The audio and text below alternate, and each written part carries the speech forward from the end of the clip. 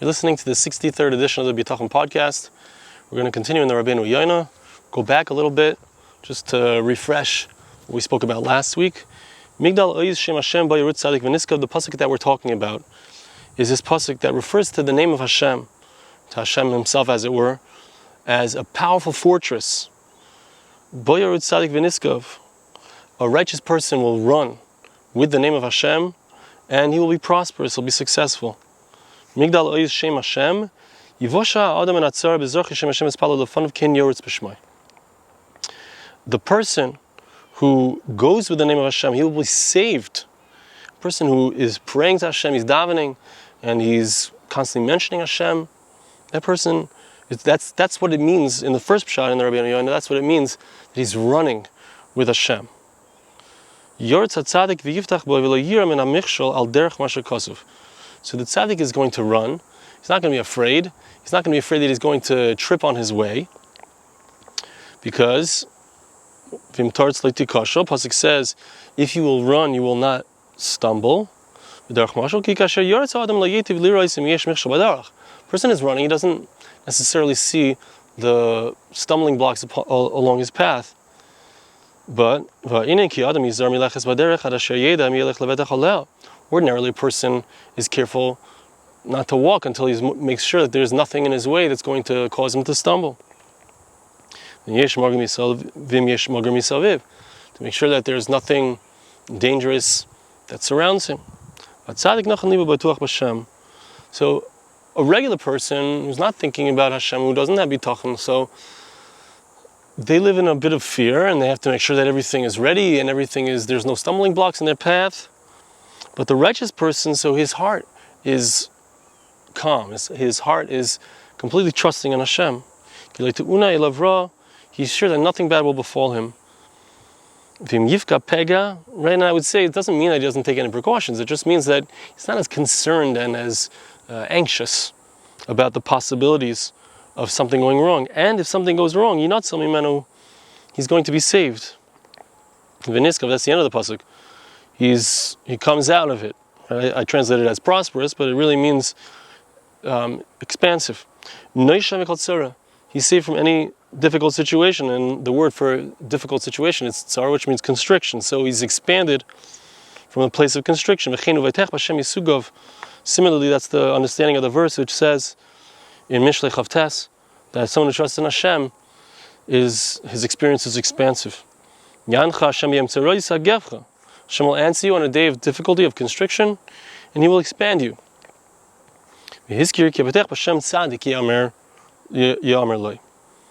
Right? It mentions in this pasuk that someone who trusts in Hashem is called a righteous person. Because having bitachon is one of the highest levels of fear of heaven. And he says another point, and here's where we begin something new. One aspect of a high level of a person is the fact that they're bal bitachon, they're trusting in Hashem. But there's also an aspect of yira, right? Fearing heaven means that I believe that everything that's happening to me is from God, and I believe that He's with me, right? Hashem is going to help me. But involved, another aspect of yira, of fear of heaven, is you have to be concerned. I'm constantly concerned. Perhaps I've done something wrong, that I'm not proper in the eyes of Hashem. So the pasuk says, those who fear Hashem have bitachon in Hashem. So you see that yira and bitachon are tied up together. They're connected to each other. Those who fear Hashem have bitachon. Those who fear Hashem are worried about their sins, so they seem to go hand in hand. Those who are concerned lest they do something that's not appropriate in the eyes of God, so they are making sure to fix themselves, and they are also people who trust in Hashem. The idea is that a person who has fear of heaven, so his bitachon is a different kind of bitachon, it's a different quality, I would say. But of course, bitachon is something that applies to anybody, even those who are not as righteous or not as concerned with righteousness.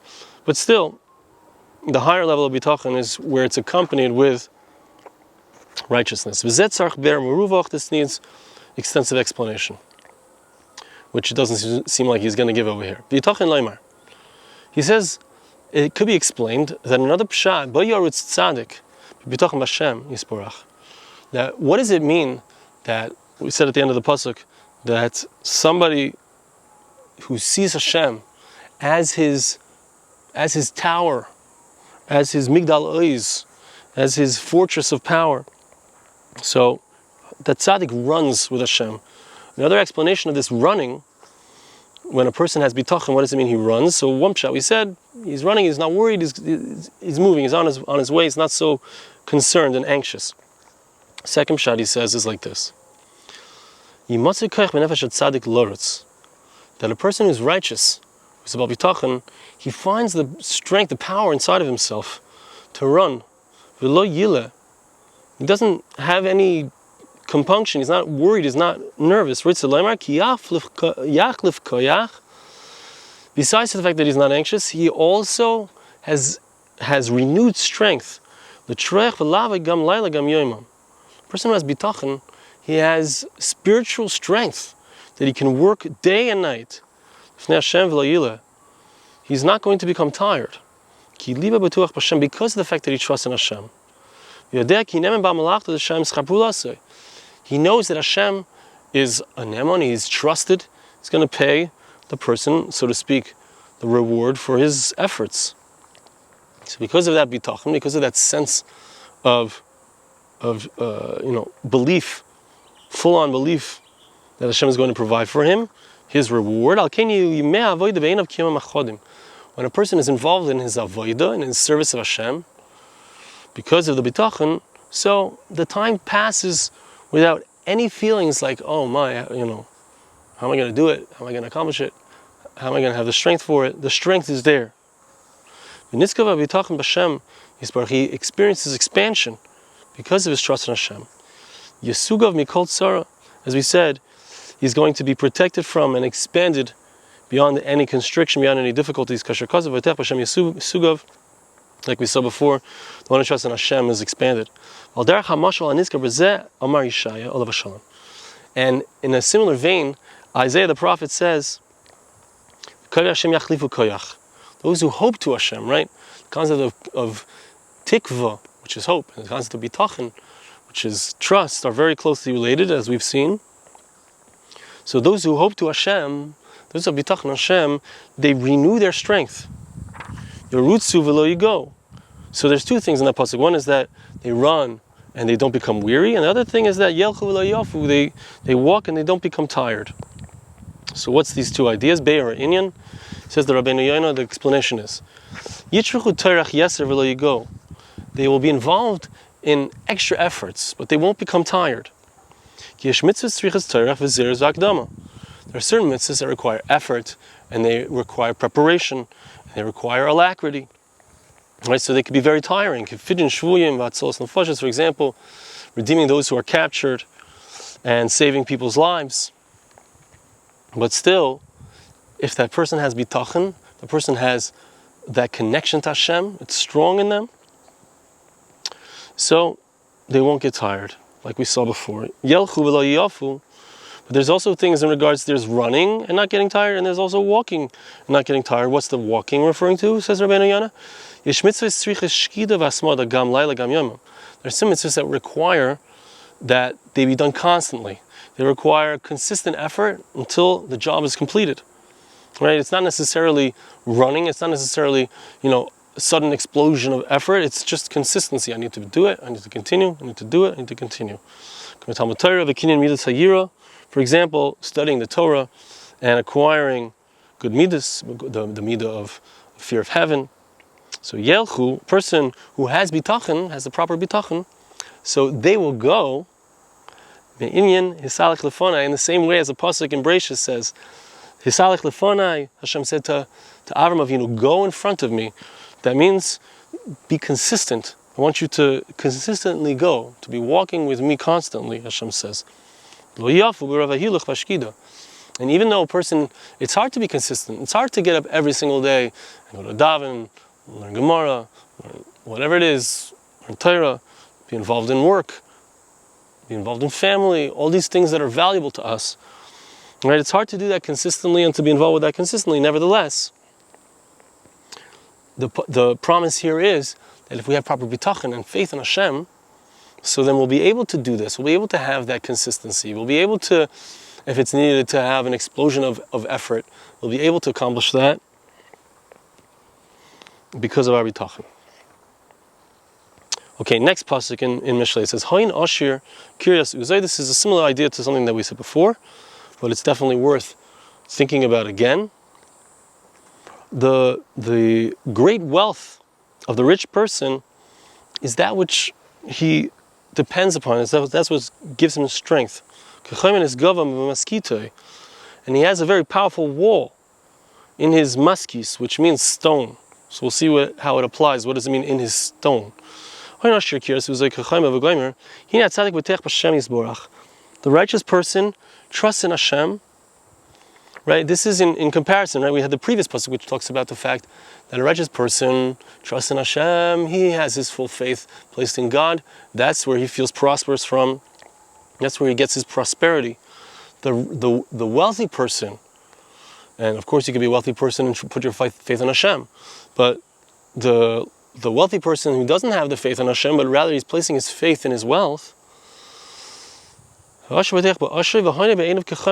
believes that his wealth is a powerful and tall wall. In his room that's made out of stone. What's his room that's made out of stone? That's where he keeps his wealth. That's where he keeps all of his gold and his silver. Another understanding is that the Rabenu Yonah of the word maskita could be in his thoughts, in his minds. We find a pasuk in Tehillim that refers to maskiyas levav, which means the thoughts of the heart. So the rich person who doesn't have the way of bitachon places his faith, his mind, his heart. That faith is placed into his wealth. However, when it comes to the bitachon in Hashem, so that's a salvation from any oppression. The bitachon, like we saw in the previous pasuk, bitachon ba'osher, sibas nefilim in hashalva, like we discussed previously, that a person who trusts in his wealth, so that's a reason for him to heaven forbid, lose his serenity, right? Okay, because of achar lifnei shever yigba lev ish. That's why the pasuk says afterwards that before a person is destroyed, what is the antecedent to destruction of a human being? It's the gaiva that a person has in his heart, right? If a person feels like, I can do this myself, I got this, you know, when a person starts to feel that way, and it's easy to feel that way when a person, that's the nisayon of wealth, the nisayon of having money. It's a hard thing to do. Of course, it's hard to be poor, but it's also hard to be rich, because it's easy for a person to fall into gaiva, to fall into pride, to believe that I'm going to do this myself, I can accomplish this myself, right? And that can cause a person's downfall. Which is something that we saw in the last podcast, which is that somebody trusts in his wealth, so he will fall. So it's interesting here. I'd like to just point something out rather than start the next thing. But he mentions here shalva, and I don't remember if we spoke about this together. We may have, that the Alter of Navarik talks about shalom versus shalva. That there's a concept of peace, there's a concept of shalom, peace, and there's a concept of shalva, serenity, peace. And here, in regards to the rich person who believes in his own self, so he mentions the word shalva, serenity. And basically, the Alter of Navarik lays out that there's two different possibilities how a person feels serenity. One is when a person has all of his needs fulfilled, when he feels like he has all the food he needs, he has all the wealth he needs, he has all the love he needs, he has all of the things that surround a person that a person desires. When he feels like he has everything that he needs, it's a certain type of shalva. When a person has all of his needs fulfilled, a certain type of serenity. But then there's another type. There's another, which I don't remember which one he calls which. Maybe that shalva is the good one, shalom is I'm not sure which one. But there's a different type of serenity, a different type of peace, which is not because I have had all of my needs fulfilled, I have all of the money in the bank, I have all the pensions waiting for me for my old age, and I have everything lined up and everything is perfect, but rather, right, because that kind of serenity is nice until it falls. What happens if, chas v'shalom, the stock market crashes? What happens when the pensions go bad? What happens when push comes to shove, when the difficulties arise? So how does a person deal with that when the things aren't, things can turn around. Things can go from good to a person gets sick, right? Heaven forbid. So the higher level, the deeper level, the more powerful level, the one that has more sustaining power, is the idea where a person lowers his standard. I don't need to have so much money. I don't need to have so much food. I don't need to have everything, all the things that I think that I need. Instead of me trying to get so much and being disappointed when I don't have it, there's a deeper serenity, a deeper peace when I lower my needs. I make my needs less. And he says, a person complains, he says to Hashem, why aren't you giving me my needs? But he doesn't realize that he's creating his own needs. He's creating his own standards that aren't necessarily needs. Okay, so that's the Alter of Navardik talks about it. And I think that that's connected to what we're speaking about here. The person who's rich, so he depends on himself, and he thinks that he has everything that he needs, this person who doesn't depend on Hashem. Again, I'm not talking about every rich person. But, right, so the person depends on himself, he depends on his own gaiva. So, but that can, so easily, the tables can turn, heaven forbid. The person can, and the gaiva that's inside of the person, that pride, can cause that. You can look around, it's not hard to find examples of people who their gaiva caused great destruction to themselves, to those around, caused them to lose their positions of power, whatever, those kinds of things. It doesn't take much to think of such people. The other side of it is that the tzaddik says, I believe that everything that I have is what I need. So I don't have, the Lexus or the Tesla. I have a clunker yeshivish car. But my Rosh Hashiva talks about this. I like my car. I'm happy with I enjoy what I have. I appreciate what I have. This is what I need. This is exactly what Hashem wants for me. Right? That's a much deeper sense of serenity. That person is not always running and trying to fulfill his needs and get his needs taken care of and complaining to Hashem, like, God, why didn't you give me what I want?